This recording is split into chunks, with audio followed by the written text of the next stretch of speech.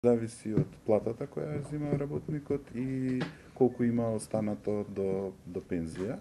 На тој начин се пресметува висината на компензацијниот пакет кој што би го добил, меѓутоа тоа е лимитирано до максимален износ од 15.000 евра. Значи, повеќе од 15.000 евра не може да добие никој. И се покажа како апсолутно атрактивен пакетот, бидејќи интересот е преку нашите очекувања. Значи, ако ние очекувавме некаде преку 300-350 беа нашите проценки, искочи дека се имаат пријавено веќе во моментот повеќе од 500 работи.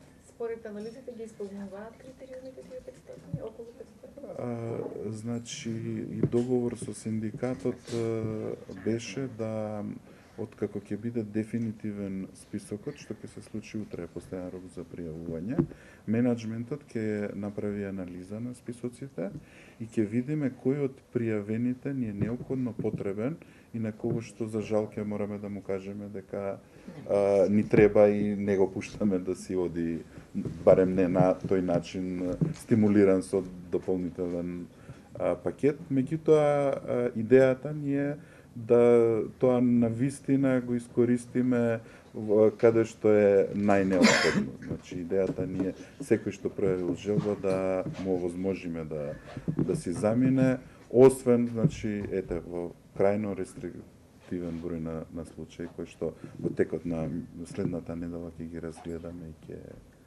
Колку точно вработени се во моментот во Тутун? 972, мислам дека се. И кој ги обезбедува социјалните пакети? Тутунски комбинат или за помошно средства? Не, значи,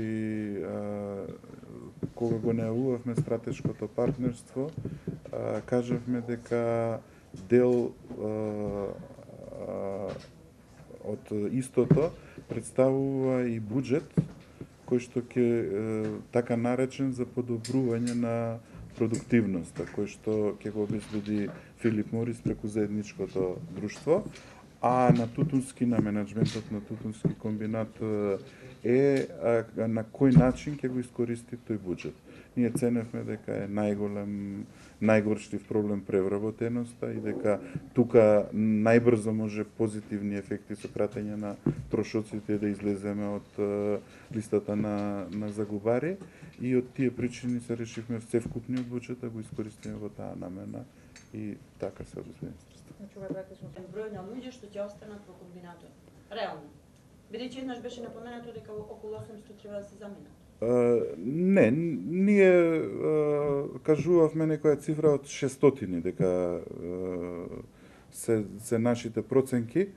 Меѓутоа, да бидам искрен, проценките се повеќе направени на врз база на споредби или така наречен бенчмарк со слични компании, со слична дејност, нивни обем на производство, слична технологија, отколку на некои длабински детални анализи.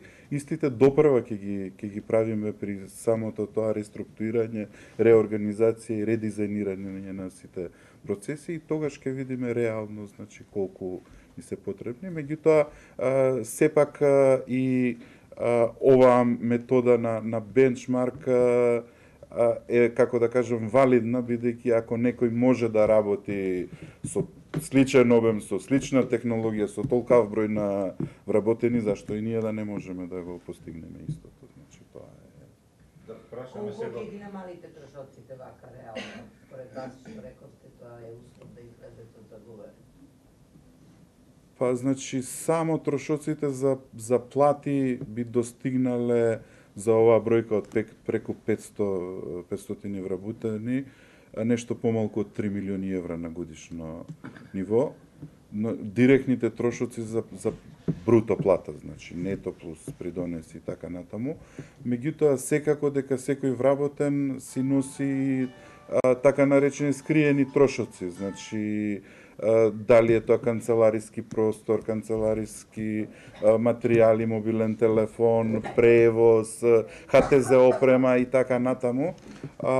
Тие тешко се проценуваат, меѓутоа очекуваме дека и тука ќе имаме значителни заштеди и од тие причини сме оптимисти дека ако оперативната загуба некаде била околу 4 милиони евра, дека практично само со ова ние ќе дојдеме на позитивна нула.